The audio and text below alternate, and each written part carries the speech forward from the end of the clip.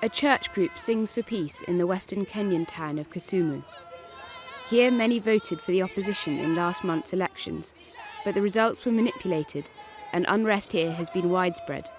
So this church group has real need to pray for peace.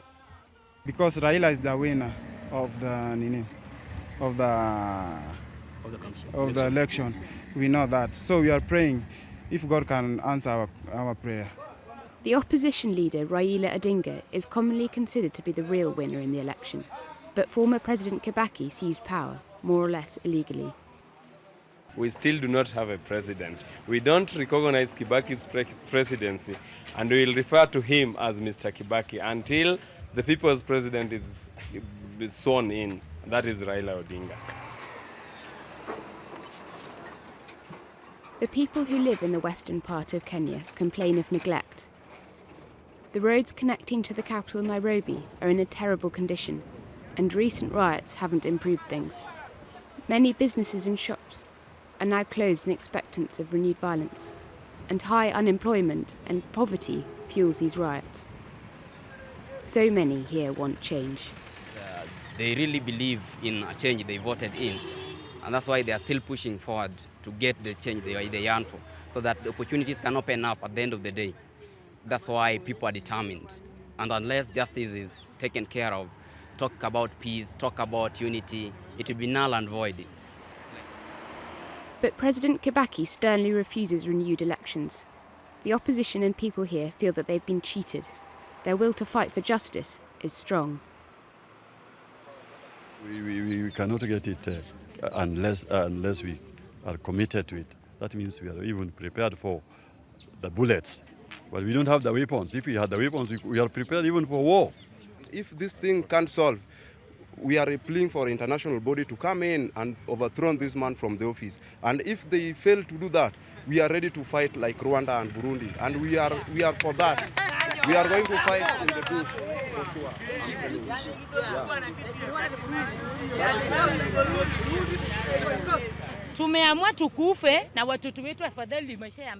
We have decided to die so that the coming generation will benefit. If we quit and suffer, the coming generation will suffer too. In Kenya, though mixed marriages are common, tribalism is very much alive.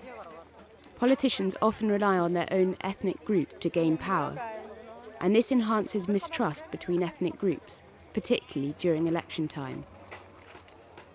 Now, in Kisumu, it is dangerous to belong to the wrong tribe. Definitely, as at now, things are not right, so you must be wary of our security. So why do you, especially you, fear for your security? I don't come from this place. I walk around and I fear now that the country is divided along ethnic lines.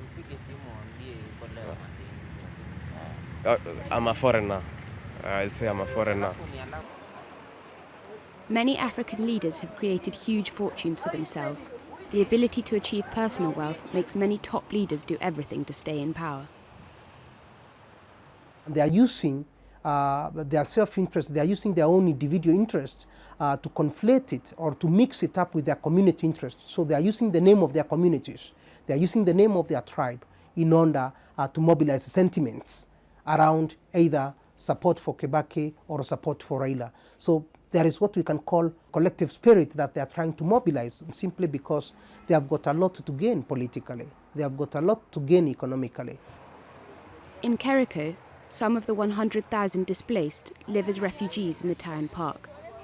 Many have horrible stories to tell about how the ongoing tribal violence has affected them.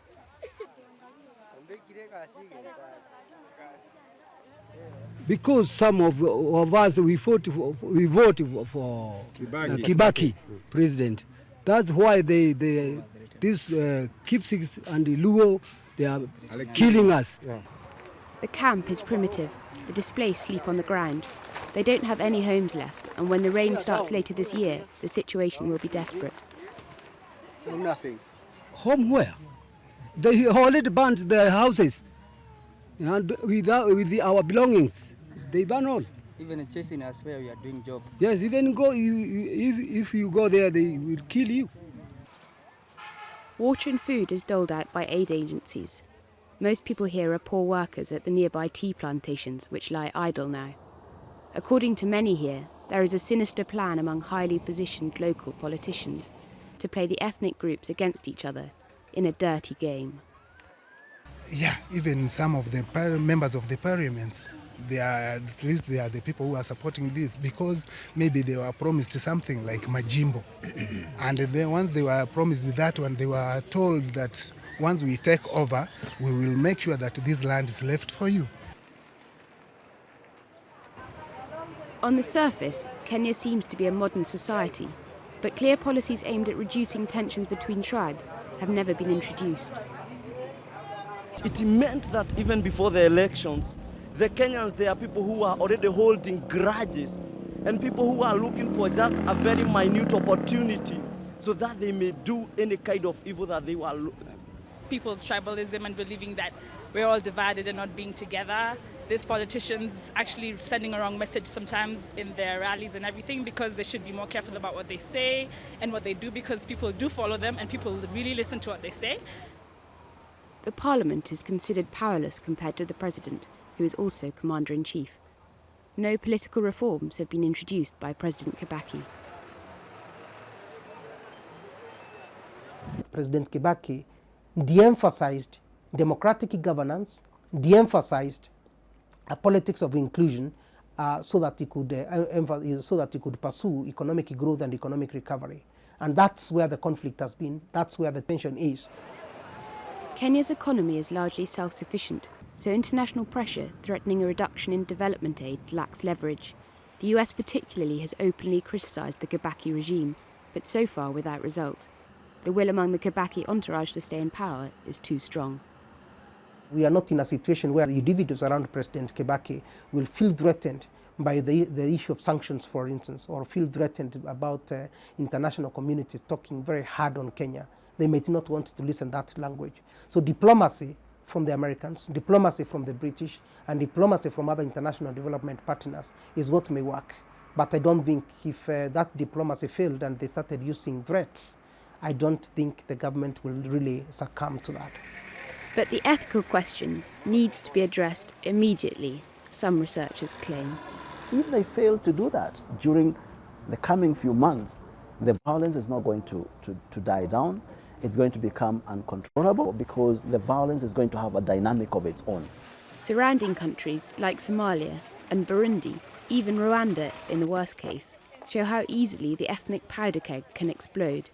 The lessons are there that if we really do not deal with our politics properly, we risk taking this country down the brink, and the consequences are unimaginable.